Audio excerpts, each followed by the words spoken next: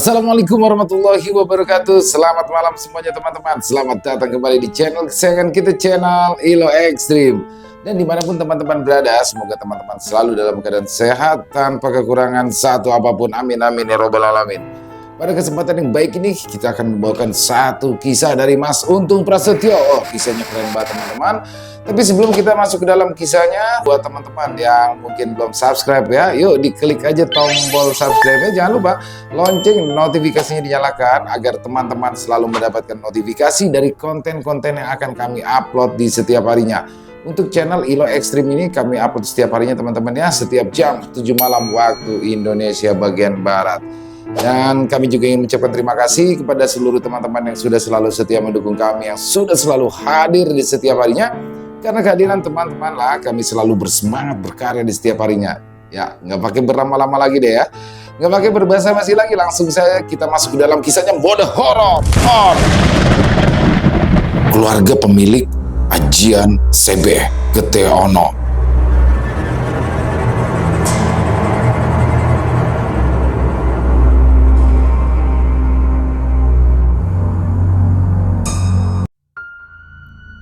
Sebagai orang yang dikenal memiliki keahlian dalam bidang kayu dan bangunan, Mas Diran memiliki reputasi cukup baik di desanya. Banyak dari warga desa dan juga desa tetangga yang memesan lemari kayu, kursi, meja, serta barang-barang lain buatannya. Selain dikenal memiliki kerapihan dan kualitas baik dalam mengerjakan sesuatu, Mas Diran juga dikenal sebagai seorang yang baik dan tidak terlalu sulit dalam bernegosiasi soal harga. Sudah lebih dari 20 tahun Mas Diran bekerja di desanya dan sangat jarang sekali merantau ke ibu kota seperti kebanyakan tukang yang memiliki keahlian serupa.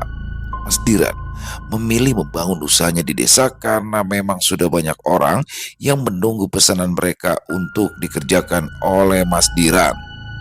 Semua berjalan dengan normal dan kehidupan Mas Diran serta keluarganya pun berjalan baik dengan serba kecukupan dari hasil kerja kerasnya. Akan tetapi, pada tahun 2020, Mas Diran dan keluarganya harus dihadapkan pada situasi yang sulit. Cobaan besar datang menghampiri Mas Diran yang dikenal sebagai pribadi yang tegas dan bijaksana itu. Seorang yang dikenal humoris, tapi memiliki prinsip hidup yang dipegangnya teguh itu terlihat seperti kehilangan jati dirinya. Perubahan pada diri Mas Diran berawal dari pengerjaan sebuah almari kayu dan juga satu set kursi meja tamu yang dipesan oleh warga desa sebelah.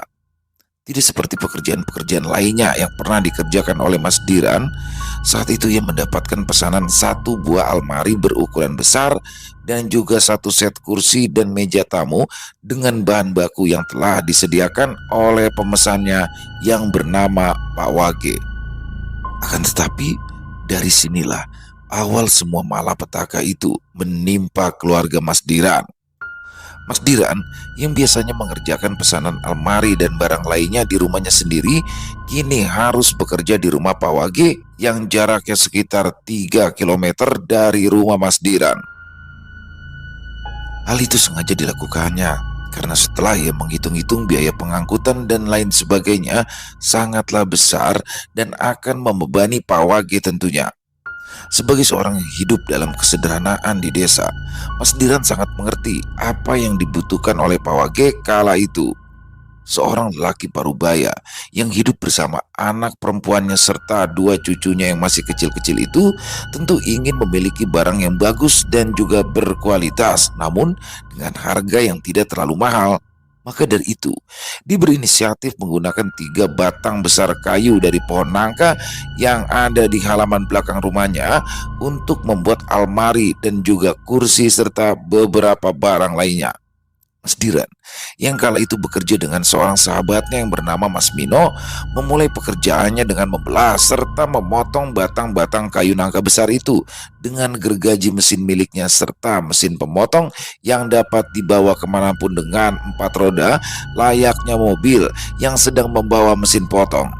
Selain juga memproduksi pesanan almari dan kusen serta daun pintu dan barang lainnya, Mas Diran bersama Mas Mino juga menerima jasa untuk membuat papan-papan kayu sesuai kebutuhan para pelanggannya dengan mesin circle yang menggunakan 4 roda layaknya sebuah mobil itu.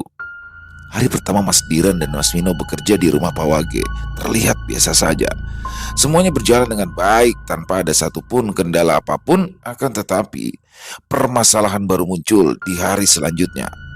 Anak perempuan Pak Wage yang merupakan seorang janda muda yang baru berusia sekitar 25 tahunan itu mulai mencuri-curi pandang dan terus memperhatikan Mas Diran ketika ia sedang bekerja.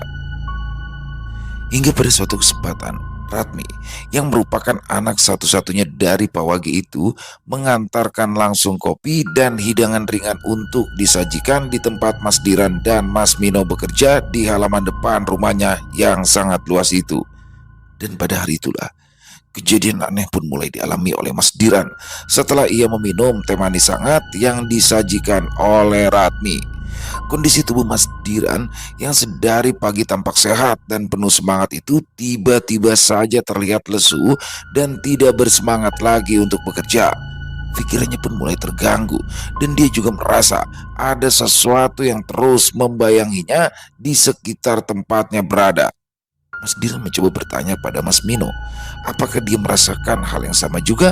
Tetapi Mas Mino hanya menggelengkan kepala dan mengatakan jika semuanya baik-baik saja.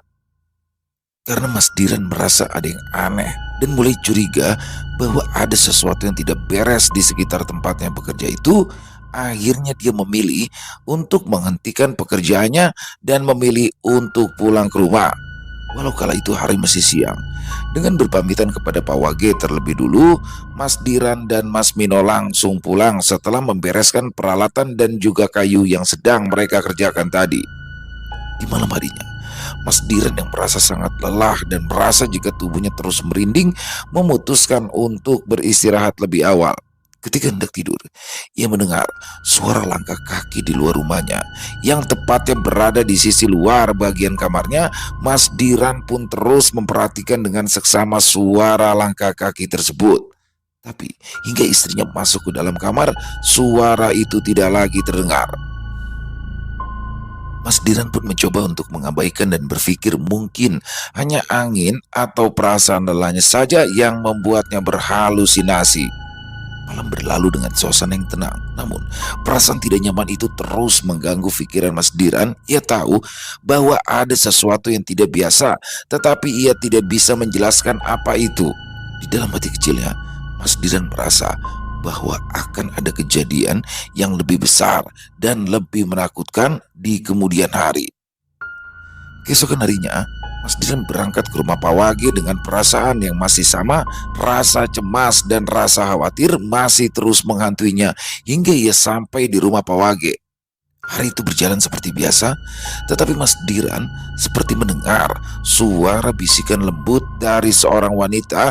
Bisikan-bisikan itu terus terngiang hingga kemudian menghilang setelah Ratmi datang membawakan pisang goreng dan teh manis hangat untuk disuguhkan kepada Mas Diran dan juga Mas Mino.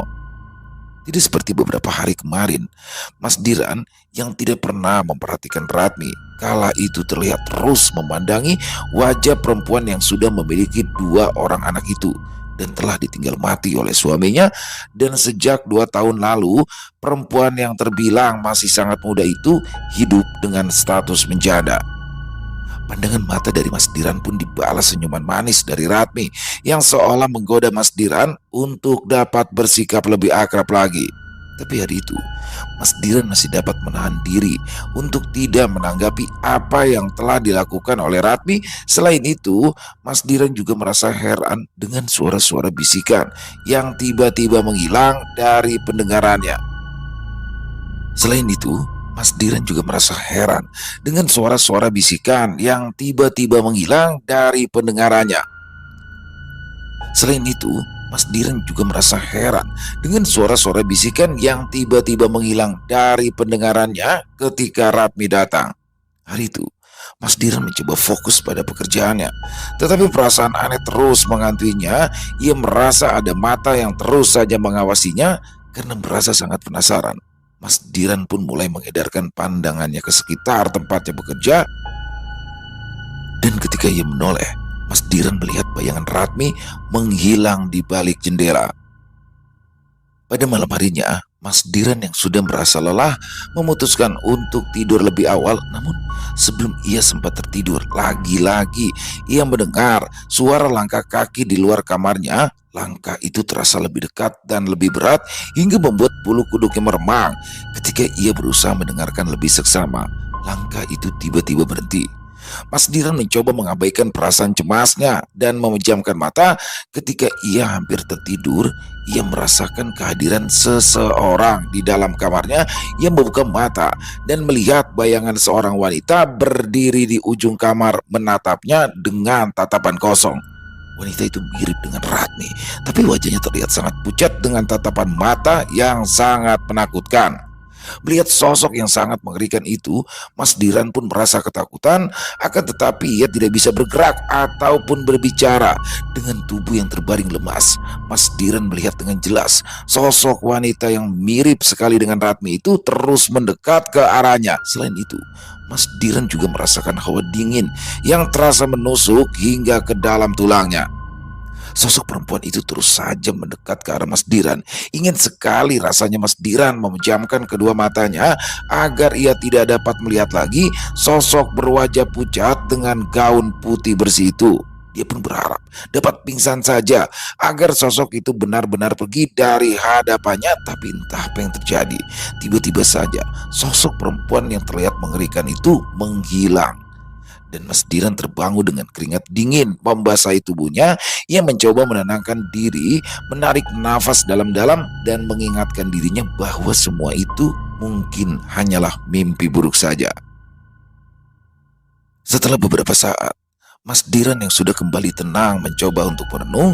Ia bertanya-tanya, apakah yang dialaminya itu hanyalah mimpi buruk atau ada sesuatu yang lebih mengerikan lagi di baliknya. Dia mengingat kembali semua hal yang terjadi di rumah Pak Wage dan di sekitar tempatnya bekerja kala itu. Mas Diran duduk merenung, mengingat kembali semua kejadian aneh yang terjadi di rumah Pak Wage. Setiap kali Ratmi muncul, suara-suara bisikan aneh itu selalu menghilang. Tatapan mata penuh arti dari Ratmi terlihat mencurigakan, seolah menyimpan rahasia besar. Semua kejadian ini tidak bisa dianggap remeh. Terlalu banyak kebetulan yang terjadi secara bersamaan. Ketika Ratmi tersenyum manis padanya, Mas Diran merasa ada sesuatu yang lebih dalam daripada sekedar godaan. Ia pun mencoba menyusun potongan-potongan kejadian yang terjadi selama ia bekerja di rumah Pak Wage. Setiap detail kecil, dari suara langkah kaki di malam hari hingga bayangan wanita bergaun putih yang terus menghantuinya, mulai membentuk gambaran yang mengerikan. Karena rasa kantuknya tidak tertahankan lagi, Mas Diran pun memilih kembali merebahkan tubuhnya di samping tubuh sang istri yang masih tertidur lelap. Ia mencoba mengabaikan apa yang telah terjadi dan berusaha untuk tetap tenang. Keesokan harinya, Mas Diran pun kembali datang ke rumah Pak Wage bersama Mas Mino. Hari itu dia harus menyelesaikan pemotongan kayu besar agar dapat segera dirakit menjadi kerangka almari. Namun, kejadian yang janggal kembali terjadi dan hal itu sangat mengganggu Mas Diran.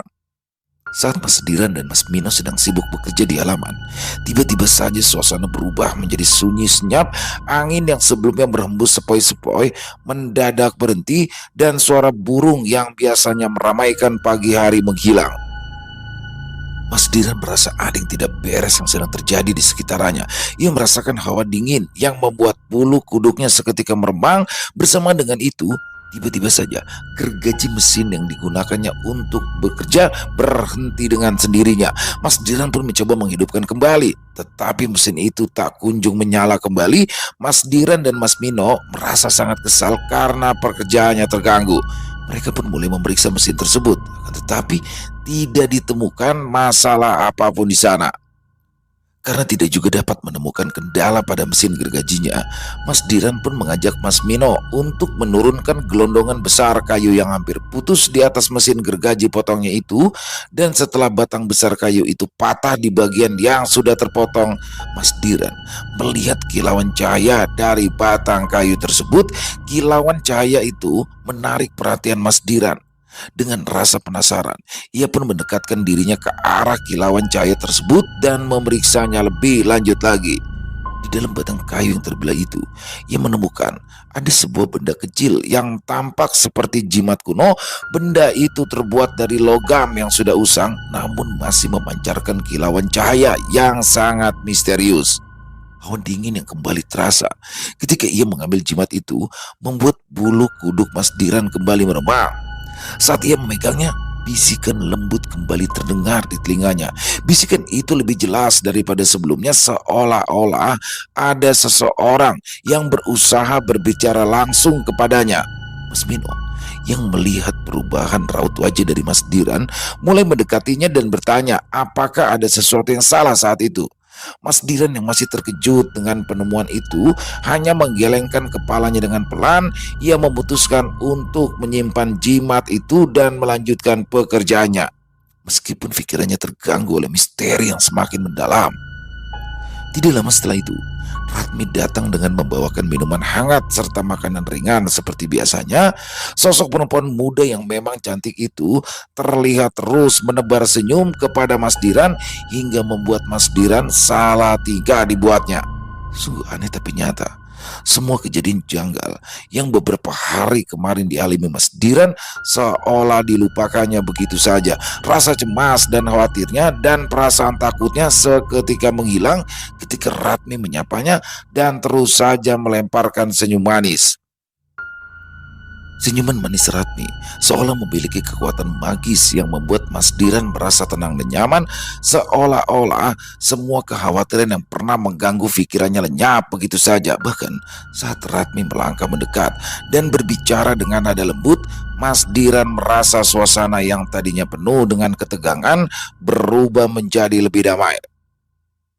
Mas Diran mulai merasakan ketertarikan yang mendalam terhadap Ratmi yang sebelumnya tidak ia rasakan sama sekali. Senyuman Ratmi dengan tatapan mata yang berbinar penuh perhatian dan keramahan yang tulus membuatnya merasa seperti berada di tempat yang aman, jauh dari semua kejanggalan yang telah mengganggunya. Perasaan itu membuatnya melupakan tentang jimat yang baru saja ditemukan tadi. Dan sejak saat itu, semangat Mas Diran kembali menyala. Hatinya pun terasa berbunga-bunga dan bergetar hebat ketika Ratmi berada di dekatnya. Mas Diran juga terus memperhatikan sebuah ruangan yang berada di rumah Pak Wage yang diketahuinya adalah tempat di mana kamar tidur Ratmi berada. Dia berharap dapat melihat Ratmi yang kini membuat hatinya merasakan gejolak dengan debaran yang tidak beraturan. Entah apa yang terjadi kepada Mas Diran, karena sejak saat itu sikapnya mulai berubah dan ia mulai menunjukkan sesuatu yang tidak biasa pada dirinya. Ketika waktu sudah beranjak sore, Mas Diran dan juga Mas Mino mulai membereskan peralatan kerjanya dan juga kayu-kayu yang telah selesai dipotong. Tidak seperti hari biasanya. Sore itu, sebelum pulang ke rumahnya, Mas Diran diminta oleh Pak Wage untuk masuk terlebih dulu ke rumahnya tanpa disangka-sangka oleh Mas Diran. Sore itu, tidak seperti hari biasanya. Sore itu, sebelum pulang ke rumahnya, Mas Diran diminta oleh Pak Wage untuk masuk terlebih dahulu ke rumahnya tanpa disangka-sangka oleh Mas Diran dan juga Mas Mino. Ternyata di dalam rumah Pak Wage kala itu telah tersaji hidangan yang sangat menggugah selera. Nasi putih yang masih mengepulkan asap serta sayur santan yang terlihat lezat dan berbagai macam lauk pauknya membuat Mas Diran dan Mas Mino sangat sulit untuk menolak. Walaupun sebenarnya mereka sangat sungkan kala itu.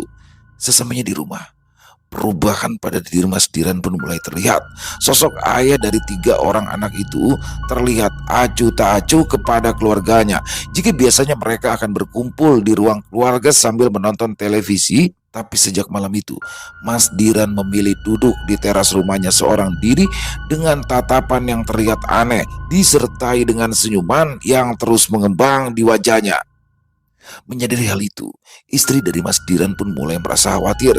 Istrinya mencoba berbicara dengannya dan menanyakan apakah ada sesuatu yang mengganggunya, tetapi Mas Diran hanya memberikan jawaban singkat dan tidak menatap langsung ke arah mata istrinya. Anak-anak mereka yang biasanya penuh canda tawa dengan ayah mereka kini merasa ada sesuatu yang berbeda, tetapi mereka semua tidak mengerti apa yang sebenarnya terjadi. Malam semakin larut. Mas Diran masih duduk di teras dengan pikiran yang melayang jauh. Tatapannya kosong, tetapi senyum terus menghiasi wajahnya terlihat tidak wajar. Ya, dia terus memikirkan Ratmi yang memiliki senyum manis dan wajah cantik itu. Mas Diran pun mulai merasa ada ikatan yang kuat antara dirinya dan Ratmi yang membuatnya sulit untuk berpikir jernih. Hari-hari pun berlalu. Semakin hari, Mas Diran semakin terlihat berbeda ketika ia berada di rumahnya. Selain itu, ketika dia berada di rumah Pak Wage, perubahan Mas Diran semakin mencolok. Dia kini terlihat lebih berani untuk membalas senyuman manis yang dilemparkan Ratmi. Rasa canggung yang semula ada kini perlahan sirna, berganti dengan kedekatan yang semakin akrab. Setiap kali Ratmi menyapanya, Mas Diran tidak lagi merasa canggung ataupun gugup. Sebaliknya, dia mulai merasakan kenyamanan yang aneh dan juga kuat setiap kali mereka bertegur sapa. Ratmi, dengan senyuman serta perhatian yang ditunjukkannya, semakin mendekatkan dirinya kepada Mas Diran. Mereka seringkali berbicara lebih lama, walau hanya membicarakan hal-hal sepele. Tetapi kehangatan dan kedekatan dalam percakapan mereka terasa semakin mendalam. Mas Diran mulai merasa bahwa Ratmila yang memahami dirinya lebih baik daripada siapapun, termasuk keluarganya sendiri. Setiap kali mereka berbincang, Ratmi selalu menunjukkan ketertarikan yang tulus terhadap cerita-cerita dan perasaan Mas Diran. Dia mendengarkan dengan seksama, memberikan tanggapan yang tepat, dan membuat Mas Diran merasa dihargai dan diperhatikan. Dalam percakapan mereka, Ratmi pun selalu berhasil menciptakan suasana yang nyaman dan menenangkan yang membuat Mas Diran merasa lebih terbuka dan jujur. Kedekatan mereka semakin terlihat jelas, baik ketika Mas Diran bekerja bersama Mas Meno di rumah Pak Wage hingga di tempat lainnya. Mas Diran yang mulai merasa lebih yakin jika hubungan emosional yang terjalin semakin kuat di antara mereka berdua kala itu. Keluarga Mas Diran yang mulai mengetahui adanya hubungan gelap antara Mas Diran dan Ratmi mulai menasihatinya. Mereka merasa khawatir dengan perubahan sikap dari Mas Diran yang semakin hari semakin terlihat berbeda. Mereka mencoba mengingatkan Mas Diran akan tanggung jawabnya sebagai suami dan ayah, serta dampak buruk yang mungkin terjadi jika ia terus melanjutkan hubungan tersebut. Saat itu, istri Mas Diran belum mengetahui hubungan gelap itu, meskipun ia sendiri sudah merasa curiga atas perubahan sikap suaminya. Perubahan itu begitu mencolok, sehingga sulit baginya untuk tidak merasa ada sesuatu yang salah.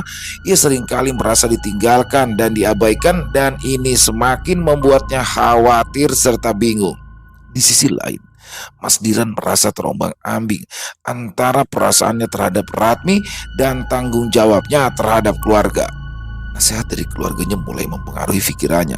Tetapi setiap kali ia berada di dekat Ratmi, perasaan nyaman dan ketenangan yang ditawarkan Ratmi selalu mengalihkan perhatiannya dari rasa bersalah dan tanggung jawabnya.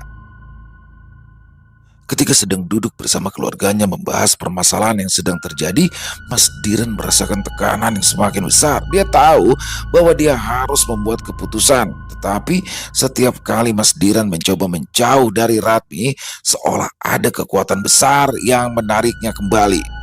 Hubungan yang semakin dalam dengan Ratmi membuatnya merasa lebih terhubung dengan dirinya sendiri, tetapi juga membuatnya semakin terpisah dari keluarganya. Mas Diran merasa terjebak di antara dua dunia, keluarganya yang penuh tanggung jawab dan harapan, serta dunia Ratmi yang penuh dengan kenyamanan dan misteri. Mas Diran tahu bahwa ia harus mencari jalan keluar dari situasi ini, tetapi setiap kali ia mencoba, perasaan terhadap Ratmi selalu saja menghalanginya. Seiring berjalannya waktu, istri Mas Diran yang bernama Mbak Asi pun semakin lama merasa curiga dengan perubahan sikap dari suaminya. Ia memperhatikan gerak-gerik Mas Diran dengan lebih cermat dan mencari tahu apa yang sebenarnya terjadi. Ketika Mbak Asih menemukan beberapa petunjuk yang mengarah pada hubungan gelap antara suaminya dan Ratmi, hatinya terasa sangat hancur. Ia merasa sangat kecewa, namun Mbak Asih berusaha untuk tetap tegar. Dia tahu bahwa dengan mengambil tindakan emosional tanpa memikirkan dampaknya hanya akan memperburuk situasi. Dengan penuh keberanian, Mbak Asih memutuskan untuk berbicara langsung kepada Mas Diran. Dia berharap bahwa dengan berbicara dari hati ke hati, mereka bisa menemukan solusi untuk menyelamatkan rumah tangga mereka dan mengembalikan kebahagiaan keluarga. Pada suatu malam yang tenang, setelah anak-anak mereka tertidur, Mbak Asih pun memberanikan diri untuk mengajak Mas Diran duduk bersama di ruang tamu. Dengan suara lembut namun tegas, Mbak Asih pun mulai membuka percakapan tentang perubahan yang dirinya rasakan dalam beberapa waktu belakangan itu. Mas Diran yang pada awalnya terkejut dengan apa yang disampaikan oleh istrinya itu akhirnya menyadari bahwa dia tidak bisa lagi menghindari kenyataan. Dalam percakapan yang emosional, Basi menyampaikan semua perasaan cemas dan sakit hatinya. Ia mengungkapkan bagaimana perubahan sikap Mas Diran telah mempengaruhi dirinya dan anak-anak mereka. Mas Diran yang merasa terpojok pun pada akhirnya mengakui hubungan gelapnya dengan Ratmi. Ia juga menceritakan bagaimana kedekatannya dengan Ratmi yang telah membuatnya merasa dihargai dan dimengerti, tetapi dia juga menyadari bahwa tindakan tersebut telah melukai hati Asih dan merusak kepercayaan di antara mereka. Basi mendengarkan apa yang dikatakan oleh Mas Diran dengan penuh kesabaran. Meskipun hatinya terasa sangat hancur, dia tahu bahwa memulihkan kepercayaan bukanlah sesuatu yang mudah, tetapi demi anak-anak mereka dan masa depan keluarga mereka, dia bersedia untuk mencoba. Dia meminta Mas Diran untuk memutuskan hubungannya dengan Ratmi dan fokus kembali pada keluarga mereka. Akan tetapi jawaban Mas Diran sungguh di luar dugaan Mbak Asih kala itu. Dia berkata, jika saat itu dirinya lebih memilih Ratmi dan ingin hidup bersama dengan seorang janda muda yang telah dikaruniai dua anak tersebut. Dengan perasaan yang hancur berkeping-keping, Mbak Asih pun menangis jadi-jadinya dan meninggalkan Mas Diran di ruang tamu rumahnya seorang diri. Keesokan harinya, setelah Mas Diran berangkat untuk bekerja di rumah Pak Wage, Mbak Asih pun mendatangi salah satu kakak tertua dari Mas Diran. Ia memilih menceritakan permasalahan rumah tangganya kepada orang yang dianggapnya sebagai pengganti dari kedua orang tua Mas Diran yang telah tiada. Mendengar apa yang disampaikan oleh Mbak Asih, Mas Marwan yang tidak lain adalah kakak tertua dari Mas Diran berjanji akan membantu Mbak Asih dan keluarganya dalam menghadapi masalah tersebut. Setelah mengerti apa yang terjadi, Mas Marwan pun langsung mencari tahu apa yang telah menyebabkan adiknya berubah sikap kepada keluarganya. Setelah sebelumnya menemui Mas Mino dan menanyakan apa yang terjadi ketika Mas Diran bekerja dengannya, Mas Marwan pun langsung pergi ke rumah Pak De Suroto untuk meminta tolong kepada beliau terkait permasalahan Mas Diran kala itu. Pak De Suroto tinggal di desa yang berada di kecamatan berbeda dengan desa tempat tinggal Mas Marwan. Beliau dikenal sebagai seorang ahli spiritual yang memahami hal-hal di luar nalar manusia. Keputusan Mas Marwan untuk meminta tolong kepada Pak De Suroto bukanlah tanpa alasan. Hal itu didasari dengan apa yang disampaikan oleh Mas Mino yang sebelumnya telah menceritakan beberapa kejadian janggal yang ditemuinya bersama Mas Diran di rumah Pak Wage. Pak De Suroto pun menerima kedatangan Mas Marwan dengan penuh perhatian. Setelah mendengarkan penjelasan tentang kejadian-kejadian aneh dan juga hubungan gelap antara Mas Diran dan Ratmi, Pak De Suroto mengangguk perlahan seolah-olah ia sudah memahami situasi apa yang sedang dihadapinya. Pak De Suroto kemudian meminta beberapa barang milik Mas Diran seperti selembar pakaian dan juga potongan rambut untuk digunakan dalam rangka ritual penyelidikan spiritualnya. Setelah itu, ia mengajak Mas Marwan untuk mengikuti langkah-langkah yang telah ia persiapkan.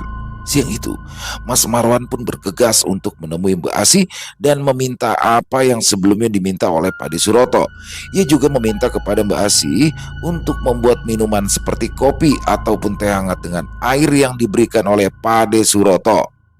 Dan setelah mendapatkan apa yang dibutuhkan, Mas Marwan pun pulang ke rumahnya untuk mengajak sahabatnya yang bernama Mas Kelik kembali ke rumah Pade Suroto yang jaraknya terbilang cukup jauh dari rumah Mas Marwan itu sendiri. Malam itu, sesampainya di rumah Pade Suroto, Mas Marwan pun memberikan pakaian milik Mas Diran dan juga benda-benda lain yang didapatnya dari Mbak Asi dengan mantra-mantra yang diucapkan di hadapan benda yang telah dipersiapkan.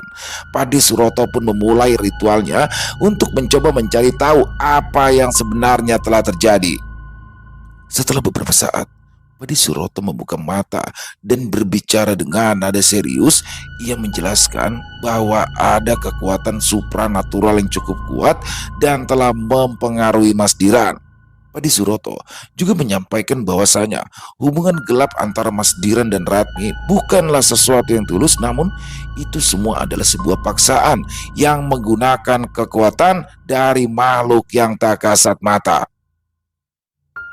Abot leh, iki masalah abot, sangat berat dan sangat sulit, ujar Pade Suroto yang sontak membuat Mas Marwan tersentak dibuatnya. Berat bagaimana ya Pade? Apakah adik saya itu tidak bisa disadarkan lagi? Tanya Mas Marwan dengan wajah cemasnya. Ilmu pelet ini tidak bekerja sendiri, Le. Tapi ada peran dari sosok gaib yang merupakan leluhur dari keluarga bocah perempuan itu, Le. Dan selain itu, pelet ini sudah sangat jarang digunakan karena akan berakibat fatal terhadap orang yang terkena ilmu hitam tersebut. Balas Pade Suroto menjelaskan. Jaran goyang opo Semar Mesem, Mbah? Tanya Mas Kelik yang sontak membuat Pade Suroto tersenyum mendengarnya. Bukan itu. Tapi yang ini lebih dahsyat lagi daripada ajian jaran goyang ataupun Semar Mesem. Ajian ini bernama Sebeh Getiolo. Balas Pade Suroto yang membuat Mas Marwan dan juga Mas Kelik merasa heran mendengarnya. Jika kita cabut paksa ajian Sebeh Getiolo itu, maka sudah dapat dipastikan adikmu itu bisa gila. Belum lagi sosok leluhur dari bocah perempuan itu, dia yang menguatkan ajian Sebeh Getiolo itu. Imbu Pade Suroto menjelaskan lagi. Ajian Sebeh Getiolo adalah sebuah ilmu hitam yang terkenal sangat ampuh pada zamannya.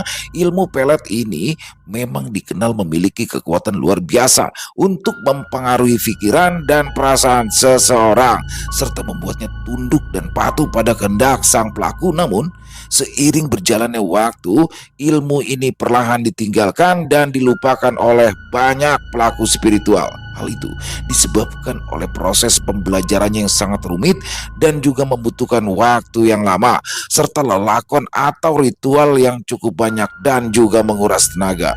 Namun, meskipun proses pembelajarannya sulit dan melelahkan, ilmu ini menjadi daya tarik tersendiri bagi sebagian orang. Keampuhannya dalam mempengaruhi pikiran dan perasaan seseorang membuatnya menjadi senjata yang sangat berbahaya jika sampai jatuh ke tangan orang yang salah. Oleh karena itu, banyak orang yang memilih untuk tidak mempelajari atau menggunakan ilmu ini karena resiko dan konsekuensinya yang sangat besar. Ketika Mas Marwan mendengar tentang ilmu Sebeh Getiolo dari Pade Suroto, ia terkejut dan segera mengaitkannya dengan perubahan sikap Mas Diran dan kedekatannya dengan Ratmi. Pade Suroto menjelaskan bahwa sosok makhluk gaib yang merupakan leluhur dari keluarga Ratmi adalah salah satu dari sedikit orang yang dulu masih menguasai ilmu itu, dan kemungkinan besar dia telah mewariskannya kepada Ratmi melalui alam bawah sadar ataupun melalui alam gaib. Pade Suroto kemudian memberikan petunjuk lebih lanjut kepada Mas Marwan tentang cara mengatasi pengaruh ilmu Sebeh Getiolo ini. Ia menyarankan agar Mas Marwan menjalani ritual pembersihan yang lebih mendalam di rumah tempat tinggal Mas Diran. Ada sebuah benda yang menjadi sumber dari kekuatan makhluk itu yang harus bisa kau ambil terlebih dahulu, Le. Dan sepertinya benda itu ada pada adikmu saat ini, ujar Pade Suroto kepada Mas Marwan. Bentuknya bagaimana, Pade? Biar saya ambil dari Diran, balas Mas Marwan dengan penuh semangat. Seperti lempengan logam sebesar ibu jari, mintalah baik-baik kepada adikmu. Jangan sampai dia tahu jika kita sedang berusaha untuk memutus ajian CP yang sedang mempengaruhi pikirannya saat ini. Balas pada Siroto menjelaskan. Dan ingat Le, jangan pernah kalian menyebut nama perempuan yang saat ini sedang digandrungi oleh adikmu itu. Karena itu akan langsung membangkitkan sosok makhluk gaib yang ada di dalam tubuh adikmu untuk kembali meracuni pikirannya. Imbu Pade Suroto menjelaskan kembali. Pade Suroto pun menjelaskan kepada Mas Marwan bahwa benda itu ditemukan oleh Mas Diran pada batang kayu saat ia bekerja di rumah Pak Wage. Dan benda itu adalah sumber dari semua masalah yang terjadi. Benda itu membawa energi ilmu hitam yang sangat kuat dan telah mempengaruhi hati serta pikiran Mas Diran. Pade Suroto menyadari bahwasannya untuk melemahkan pengaruh makhluk gaib yang telah bersarang dalam diri Mas Diran, mereka harus mendapatkan benda tersebut. Dengan penuh tekad, Mas Marwan berjanji kepada Pade Suroto bahwa ia akan mencari benda itu di keesokan harinya. Mas Marwan pun mendatangi Mas Diran sebelum ia berangkat bekerja di rumah Pak Wage. Dengan sangat hati-hati, ia menjelaskan kepada Mas Diran tentang permasalahan yang sedang dialaminya saat itu tanpa menyebut nama dari perempuan yang memang menginginkan Mas Diran. Mas Marwan terus berupaya menasehati dan membujuk Mas Diran. Beruntungnya, air yang kemarin malam diberikan oleh Pade Suroto telah diminum oleh Mas Diran dan hal itu pun sedikit membantu Mas Marwan dengan membuat Mas Diran tetap tenang dan tidak terlihat emosi. Aku tahu kamu itu membawa sebuah benda yang kamu temukan di pohon nangka yang membuat mesin serkelmu itu rusak, Toran. Ujar Mas Marwan yang seolah-olah mengetahui apa yang terjadi kepada Mas Diran. Benda apa tuh mas? Sampean ini mengada-ngada saja, balas Mas Diran sambil tertawa. Lah, pokoknya aku ngerti Ran. Aku tahu karena makhluk gaib yang ada di dalam benda itu semalam itu nemuin aku dan meminta kepadaku agar mengambilnya dari kamu. Karena menurut makhluk gaib itu dia itu tidak cocok tinggal sama kamu, ujar Mas Marwan yang sangat berhati-hati dalam berbicara. Walau terkesan penuh canda, tapi Mas Marwan terus mewaspadai sesuatu yang tidak dapat dilihatnya. Dia tidak ingin usahanya pagi itu gagal karena sedikit kesalahan yang mungkin saja dilakukannya. Wah, sampean kok tahu aja tuh mas? Tapi apa benar benda ini ada penghuninya? Balas Mas Diran sambil menunjukkan sebuah benda berbentuk pipi yang terdapat aksara Jawa yang sangat kecil sekali itu. Layo itu yang semalam datang di dalam mimpi Ran. Makhluk gaib yang ada di dalamnya itu tidak cocok ikut tukang kayu. Dia itu ingin ikut tukang mancing sepertiku agar dapat melihat keindahan lautan luas tempatku memancing. Balas Mas Marwan yang sontak membuat Mas Dirwan tertawa bersama. Setelah mendapatkan benda yang dimaksud oleh Pade Suroto, Mas Marwan pun segera berpamitan kepada Mas Diran. Sementara itu, Mas Diran pun langsung keluar dari dalam rumahnya dan pergi begitu saja tanpa sedikit pun berbasa-basi kepada istrinya. Walau begitu, Mbak Asih terlihat sangat sabar karena dia tahu jika apa yang dilakukan oleh suaminya itu bukanlah atas kehendaknya sendiri. Dengan penuh semangat, Mas Marwan bersama Mas Kelik kembali datang ke rumah Pade Suroto dan setelah menyerahkan benda yang dimaksud kepada Pade Suroto, mereka pun lalu diminta pulang dan tidak boleh melakukan aktivitas apapun di hari itu. Sekarang pulang, nanti sore sekitar jam 4 kalian jemput aku. Kita sama-sama pergi ke rumah adikmu itu, ujar Mbak Suroto sambil terus memegangi benda yang memiliki kekuatan magis itu. Baik Pade, nanti habis asar biar saya yang jemput sampean, balas Mas Marwan penuh semangat. Sementara itu, di rumah Pak Wage yang menjadi tempatnya bekerja, Mas Diran kembali merasakan adanya sesuatu hal yang aneh. Pandangan matanya yang sering buram dengan sendirinya. Dan beberapa kali Mas Diran juga merasakan merinding yang sangat hebat. Suhu udara di sekitaran terasa turun drastis, membuatnya merasa tidak nyaman meski tempat itu seharusnya hangat.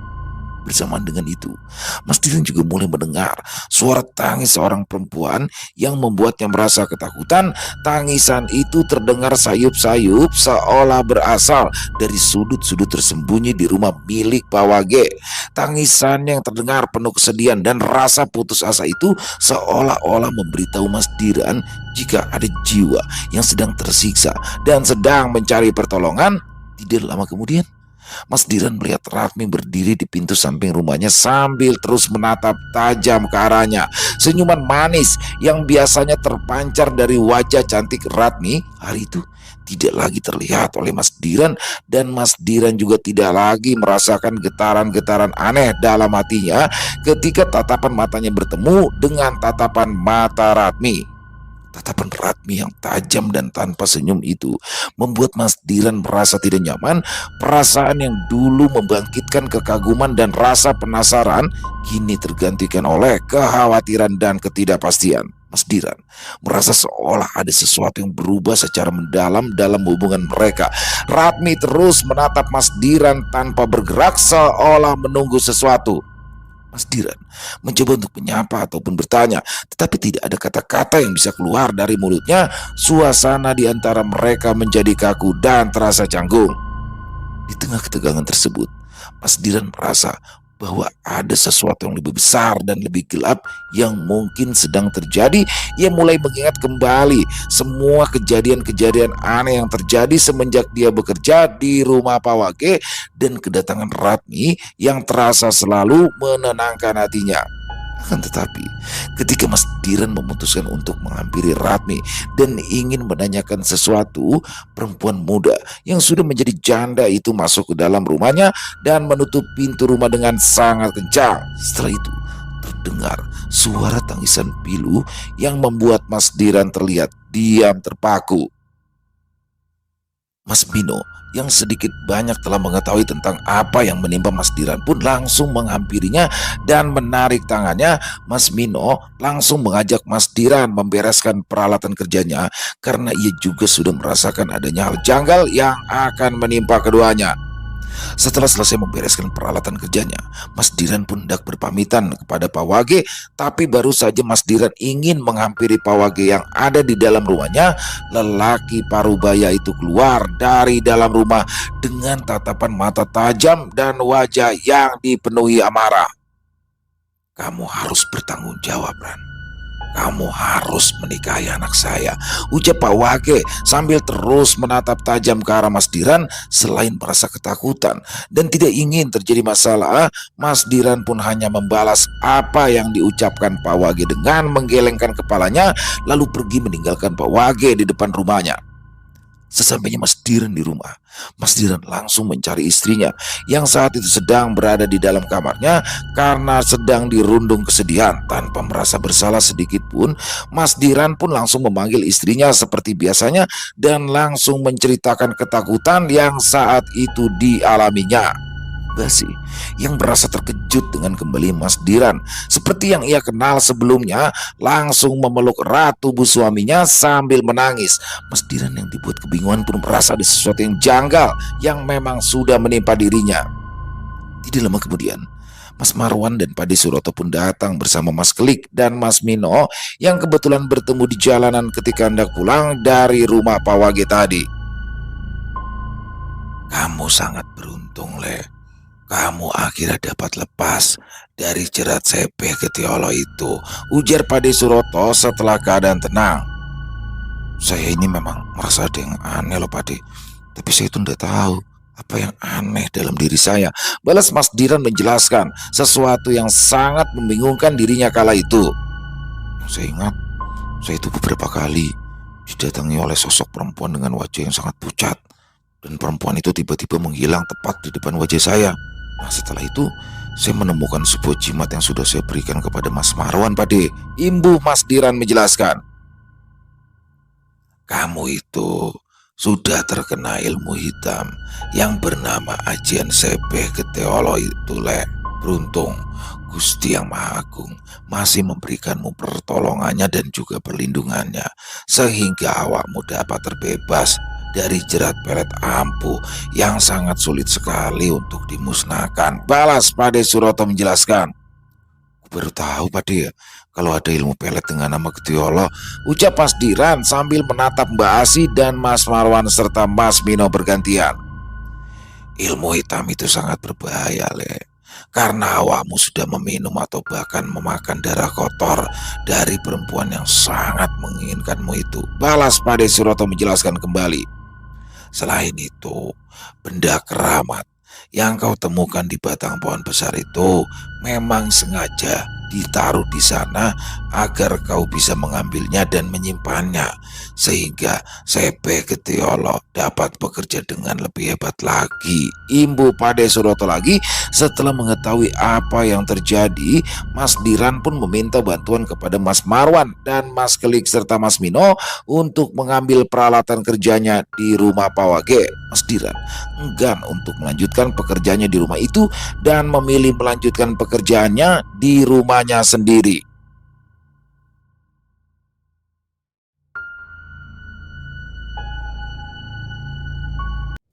Selesai. Wow, luar biasa. Kisah dari Mas Untung Prasetyo seru banget, dan ini jadi salah satu pengetahuan baru lagi ya bagi saya khususnya dan buat teman-teman tentang ilmu pelet tingkat tinggi ya. Di sini ada ilmu pelet Sebe Getiono, yang mana ilmu ini diwariskan secara turun-temurun oleh keluarganya Ratmi ya. Jadi masih misteri banget sih. Bagaimana Mas Diran ya selaku pengrajin kayu itu terkena atau tersirap ya oleh ilmu pelet yang dilancarkan oleh Ratmi, seorang janda beranak dua. Tapi agak aneh juga sih di sini. Tapi kalau menurut saya sih ngapain juga si Ratmi ngirimin pelet sama Mas Diran yang udah punya anak 3 ya, udah bapak-bapak juga, sedangkan Ratmi sendiri masih muda, masih 25 tahun, masih cantik. Ngapain juga dia pakai pelet-pelet, digodain aja juga mungkin si Dirannya mau ya. Dan untungnya ada Pade Suroto, di mana Pade Suroto bisa menolong Mas Diran ya, jadi tahu bagaimana ada satu benda yang diletakkan secara gaib di kayu yang sedang dibelah oleh Mas Diran kala itu. Jadi banyak sekali hikmah yang bisa kita ambil dalam kisah barusan, yang pasti memang kalau kita sudah ngerasain kejadian aneh atau janggal, tinggalin aja deh, kan bisa dikerjain di rumah tuh. Ya kalau di situ terus makin jadi, tiap hari dia ketemu sama Ratminya juga bagaimana kan, dia dikasih minum, dikasih apa, apalagi dikasih makan. Tapi terakhir ya endingnya ketika bapaknya Ratmi itu Pawage meminta pertanggungjawaban untuk Mas Diran menikahi putrinya. Tapi di situ ya alhamdulillah setelah pengaruhnya hilang, Mas Diran bisa sadar, langsung pergi ninggalin begitu aja, tapi tetap dia tanggung jawab ya dikerjain di rumah. Intinya banyak sekali hikmah yang bisa kita ambil dalam kisah barusan, dan kita buang saja yang buruk-buruknya. Terima kasih kepada Mas Untung Prasetyo atas kisahnya yang luar biasa, dan semoga kisah barusan bisa menghibur teman-teman semua para pecinta penikmat horor misteri, lebih khusus lagi kepada para subscriber dari channel Ilo Extreme. Dan buat teman-teman ya yang punya komentar lain, yang punya pendapat lain, silakan bisa menuliskannya di dalam kolom komentar, ataupun hanya sekedar saling menyapa, silakan. Insya Allah kami akan membalasnya satu persatu. Dan buat teman-teman yang mungkin suka dengan kisah barusan, silakan bisa diklik tombol like-nya, tombol jempolnya.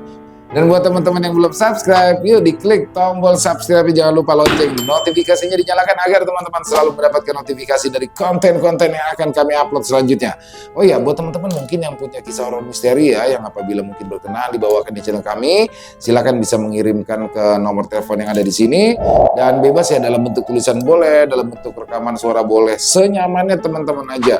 Buat teman-teman yang sudah mengirimkan kisah, kami ucapkan terima kasih. Di akhir kata, saya Ilo mengucapkan permohonan maaf apabila mungkin dalam pembawaan kisahnya barusan ada kata-kata saya yang salah, ataupun ada kata-kata saya mungkin yang kurang berkenan. Saya mohon dibukakan pintu maaf yang seluas-luasnya. Sampai berjumpa lagi di konten-konten kami selanjutnya yang pasti tidak kalah ngerinya, yang pasti tidak kalah seramnya. Masih bersama saya Ilo di channel Ilo Extreme. Salam sehat, sukses selalu untuk kita semua. Wassalamualaikum warahmatullahi wabarakatuh.